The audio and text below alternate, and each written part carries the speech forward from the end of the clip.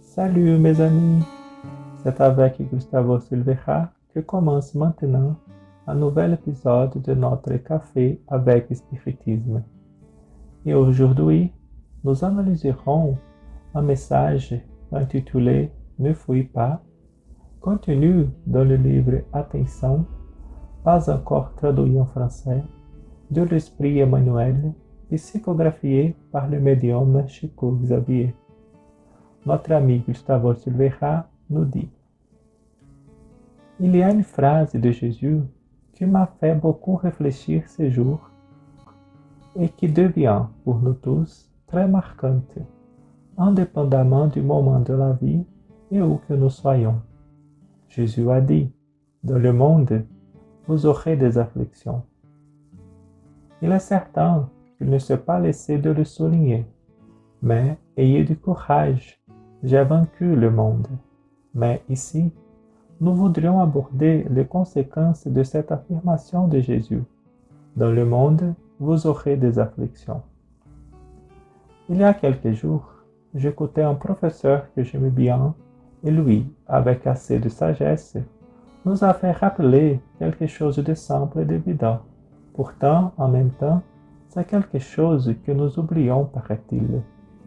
Il a dit ceci: Ne regrettez pas trop les choix que vous avez faits, car ils vous ont apporté de la douleur et de la souffrance.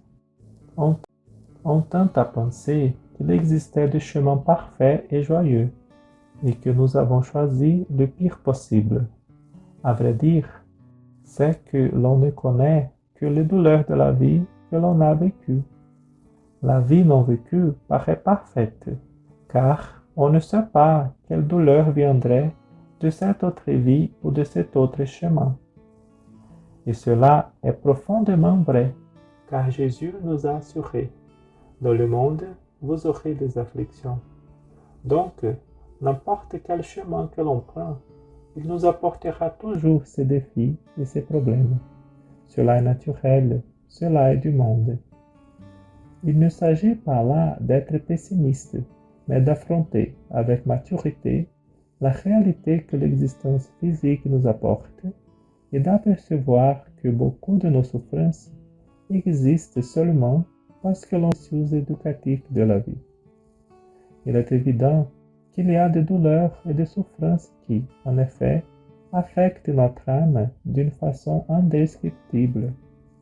Mais le point principal ici est d'apercevoir que beaucoup d'autres douleurs existent seulement parce que nous nous révoltons contre ces processus. Nous nous révoltons et nourrissons une sensation d'injustice qui, au fond, ne résout aucun problème. Et voyons, on dit cela avec beaucoup d'attention, pour ne pas paraître indifférent. On a besoin d'y réfléchir.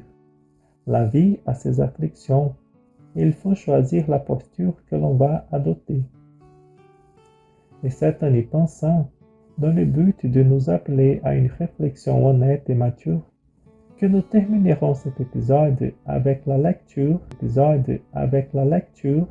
d'un message modeste, mais extraordinaire, de l'Esprit Emmanuel dans le livre Attention, attention. Le chapitre s'intitule Ne fuis pas. Et peut-être il nous amène déjà vers l'idée, en fait, qu'il n'est pas possible de fuir ces processus éducatifs de la vie. Il faut donc, devant ces processus, chercher des forces en soi-même, dans les personnes aimées et qui nous aiment aussi, et il est évident dans notre Père infiniment miséricordieux, pour que l'on puisse sincèrement et vraiment surmonter les obstacles et poursuivre. Emmanuel dit ainsi: Quand les ombres de la tribulation s'alourdissent devant tes pas, tiens-toi ferme dans la confiance en Dieu et en toi-même, en allant en âge que tu as embrassé, dans le champ du bien. Il n'y a pas de tribulations infinies. Surtout, ne t'en mets pas. Accepte les charges que les circonstances t'imposent, en cherchant les accomplir avec le meilleur à ta portée. que les difficultés ne t'affligent pas. Note le don dont tu disposes. Conserve-toi fidèle à tes propres obligations, dans la certitude que la providence divine trouvera les précieuses ressources pour que n'importe quel déséquilibre disparaisse. Abandonne toute idée du mal. Bénis tous ceux qui ne raisonnent pas par tes principes.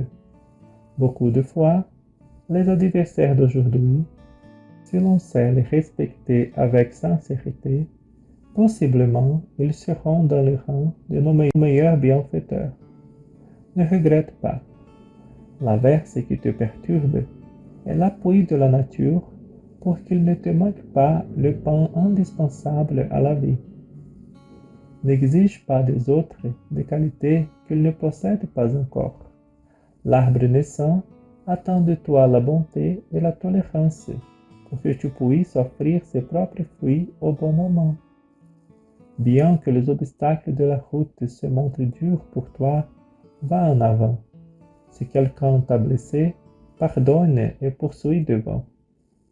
Ne cherche pas dans la mort provoquée l'oubli que la mort ne peut pas t'offrir. Ne fuis pas les problèmes avec lesquels la vie t'instruit.